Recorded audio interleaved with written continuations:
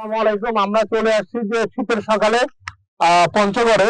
আমরা আজকে আপনাদের যে জিনিসটা বোঝাতে চাই যে একটি বীজতলা, সেটা হচ্ছে যে পলিথিন আবৃত এবং পলিথিন আবৃত ছাড়া। দেখেন এই বীজতলাটা পলিথিন দেওয়া নাই, না দেওয়ার কারণে বীজতলাটা দেখেন এখানে পানি দিছে, অর্থাৎ কৃষক মনে করছে যদি আমি পানি দেই তাহলে বীজতলাটা ভালো থাকবে, কিন্তু না, প্রচুর ঠান্ডা হওয়ার কারণে কোল্ড ইঞ্জুরি হয়েছে। এই কোল্ড ইঞ্জুরিতে কিন্তু বীজতলাটা নষ্ট হয়ে যাচ্ছে এবং এখানে প্রচুর ছত্রাকনাশক স্প্রে করছে।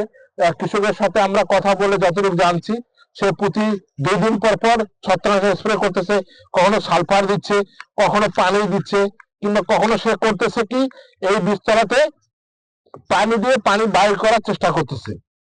আমরা আপনাদেরকে আজকে যে জিনিসটি জানাবো সেটা হচ্ছে এত কিছু না করে, অর্থাৎ এই যে বীজতলাটা করছে, এই বীজতলাটা যদি আপনার সে বেড করতো, বেড করে যে এই বীজতলাটার মধ্যে শুধু যদি পলিথিন দ্বারা আবৃত করা যায় তাহলে কিন্তু এই বীজতলাটা ভালো হবে এবং আপনার কৃষক এত খরচ, অর্থাৎ খরচ কমে যাবে। এবং অনেকে মনে করে যে বীজতলাটা করতে গেলে যদি আমরা বীজতলা করি, সে বীজতলাটা যদি আমরা পলিথিন আবৃত বীজতলা করতে পারি তাহলে কিন্তু কোনো ঝামেলা নাই। আবার আপনারা দেখেন এই যে বীজতলাটা আছে, অর্থাৎ কাদাওতে যদি বীজতলা তৈরি করে, সেই কাদাভুক্ত বীজতলার উপরে যদি আমরা পলিথিন দেই সেখানেও কিন্তু পলিথিন দেওয়া যাবে। কিংবা আমরা যে শুকনা বীজতলা করি, শুকনা বীজতলাতেও কিন্তু পলিথিন দ্বারা বীজতলা করা যাবে।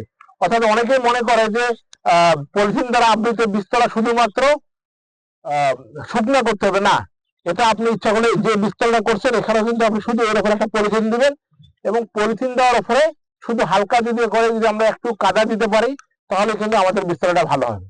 তো সম্মানিত দর্শক, আমার কাছে মনে হয় যে যারা আপনারা এরকম বীজতলা করছেন, দেশের বিভিন্ন জেলাতে যারা এরকম বীজতলা করছেন, এই প্রচুর ঠান্ডায় আপনি যে কোনো ধরনের কীটনাশক, ছত্রাকনাশক, সালফার পানি দেন, কিংবা আপনি সকালবেলা যদি আপনি কুয়াশাটাকে দড়িটা রিমুভ করে দেন, কোনো কিছু দিয়ে কিন্তু আপনি বীজতলাকে রক্ষা করা সম্ভব নয়। যদি আপনি বীজতলা ভালো রাখতে চান তাহলে অবশ্যই যে কাজটি আপনাকে করতে হবে সেটি হলো যে এই বীজতলাতে আপনার পলিথিন দ্বারা আবৃত করতে হবে। যদি পলিথিন দ্বারা আমরা ঢেকে দিতে পারি তাহলে আপনার যত ঠান্ডা হোক না কেন, সূর্য যদি আরো 20 দিন 15 দিনে যদি না ওঠে, তারপরে আপনি এই বীজতলাটা সুন্দরভাবে আপনি রাখতে পারবেন এবং আপনার খরচও কম হবে এবং আপনার ঝামেলাও অনেক কমে যাবে। তো সম্মানিত দর্শক, আমরা আপনাদেরকে বলি যে বীজতলাটি অবশ্যই আপনারা পলিথিন দ্বারা আবৃত করবেন এবং তাহলে আপনার বীজতলাটা অনেক ভালো থাকবে। আমরা যে ভিডিওটা আপনাদেরকে দেখাবো যে কিভাবে আপনি পলিথিন দ্বারা আবৃত করবেন এবং আপনি কিভাবে আপনার এই বীজতলাটা অনেক ভালো থাকবে। তো আপনারা ভিডিওটি না টেনে পুরো ভিডিওটি দেখবেন, তাহলে আপনারা যে বীজতলাটা করছেন বীজতলাটা আপনি ভালো রাখতে পারবেন। ধন্যবাদ। পঞ্চগড়ে আপনাদেরকে স্বাগত জানাই।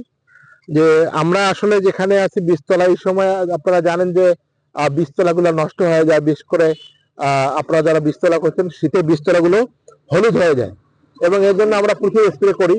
অনেকে ম্যানকোজেব স্প্রে করি, অনেকে ইউরিয়া দেয়, সালফার দেয়, বিভিন্ন দেয়। এবং কৃষকরা আবার আর একটা পদ্ধতি আছে, সেটা হচ্ছে যে অনেক সময় কৃষকরা যে কাজটা করে সেটা হচ্ছে যে পানি দেয় আবার পানি বাইর করে দেয়।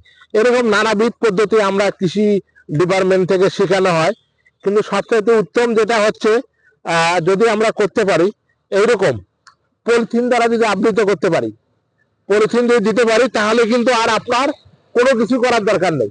আপনি শুধু পলিথিনটা দিবেন। কিভাবে দিবেন দেখেন, এই যে আমরা দেখাচ্ছি, পুরোটাই দেখা দেখি। এই যে এই এলাকায় দেখেন প্রচুর কুয়াশা, প্রচুর ঠান্ডা, কিন্তু এরপরেও আপনার বীজতলা অনেক ভালো থাকে। এর একটি কারণ হচ্ছে, আমরা আপনাদের দেখাই, এই যে দেখেন এই যে পলিথিনটা আছে, এই পলিথিনটা এভাবে দিবেন এবং পলিথিনটা যেন উড়ে না যায় সেই জন্য একটু করে এরকম কাদা দিবেন, এরকম মাটি তুলে তুলে পলিথিনের ছাদ দিয়ে আপনারা দিবেন। যদি আমরা এভাবে দিতে পারি তাহলে কিন্তু আমার পলিথিনটা উড়ে যাবে না। এবং অনেকে ভয় করেন যে রাতের বেলা পলিথিন চুরি হবে। আসলে সব পলিথিন রাতের বেলা চুরি হওয়ার তেমন একটা সম্ভাবনা নাই। পলিথিন চুরি করে মানুষ কি করবে? আর এত এরকম কাদা, এরকম ধরুন কাদা দিয়ে দিবেন, তাহলে পলিথিন চুরি হবে না। আর একটা ছাদ দিয়ে আমরা কেন কাদা দেবো, একটু কারণ হচ্ছে ছাদ দিয়ে যদি আমরা একটু করে এরকম মাটি দেই তাহলে পলিথিনটা কিন্তু আর উড়াবে না। তাহলে কিরকম হবে আপনি দেখেন। অন্যান্য আপনার যে বীজতলা আছে আপনারা দেখেন, এই যে আমরা দেখাচ্ছি, দেখেন বীজতলাটা, চারা কত সুন্দর। এই চারা কোনো হলুদও হয়নি, এখানে কোনো কোনো না ছত্রাকনাশক, না সালফার, না কীটনাশক, কোনো কিছু স্প্রে করার লাগতেছে না। অর্থাৎ বীজতলাটা আপনার ভালো থাকতেছে। আপনারা যারা বাংলাদেশের যে কোনো প্রান্তে আপনারা যারা বীজতলা করছেন প্রতিদিন, অনেকে আমরা আবার বলি যে সকালবেলা কুয়াশাটা কি করে দিতে হবে, ফালাই দিতে হবে। তো কুয়াশা ফালানোর কিন্তু আপনাদের কোনো দরকার নাই। অর্থাৎ সকালে যাবেন প্রচুর ঠান্ডায়, কুয়াশা দড়ি দিয়ে ফালাই দিবেন, আবার পানি দিবেন, পানি বাহির করবেন, ছত্রাকনাশক দিবেন, কীটনাশক দিবেন, কোনো কিছু করার দরকার নেই। শুধুমাত্র এরকম একটা হালকা পলিথিন দিবেন। অর্থাৎ 1 বিঘা মাটিতে যদি আপনার 200 টাকার পলিথিন হয় তাহলে কিন্তু আপনার বীজতলা ভালো থাকবে। একটু আমরা কাছাকাছি দেখাই, একটু কাছাকাছি দেখানোর চেষ্টা করি, আরো একটু উঠাই, দেখেন দেখেন কত সুন্দর। অর্থাৎ এই বীজতলাটা দেখেন একেবারে সবুজ, এরকম সবুজ থাকবে এবং কোনো হলুদ হবে না যত কুয়াশা হোক।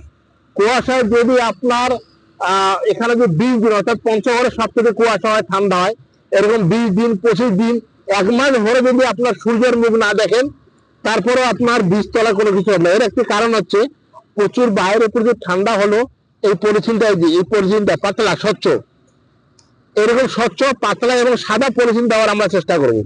এরকম সাদা পলিথিন, এই পলিথিনটা দিলে হবে কি, এর মধ্যে আপনার তাপ উৎপাদন হবে।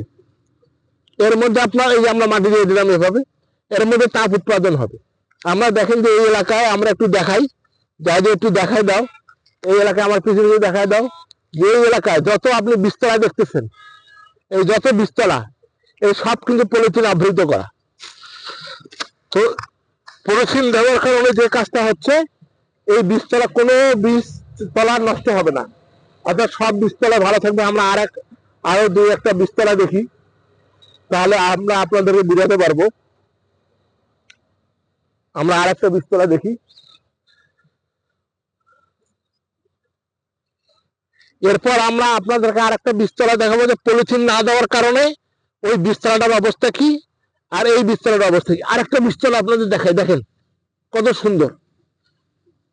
একটু একেবারে কাছে দেখাই দাও, কাছে দেখাই দাও।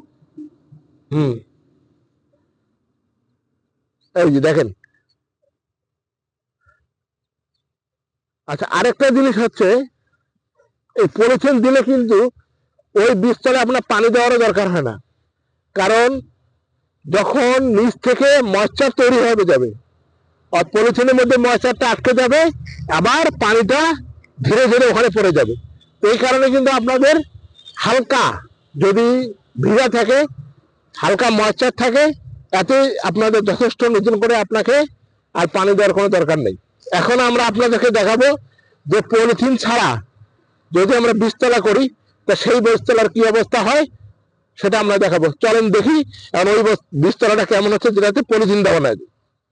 সম্মানিত দর্শক আসেন আমাদের সাথে, আমরা দেখি যে বীজতলায় পলিথিন দেওয়া নেই সেই বীজতলাটা আসলে কি অবস্থা, দুটার পার্থক্য আমরা দেখাবো।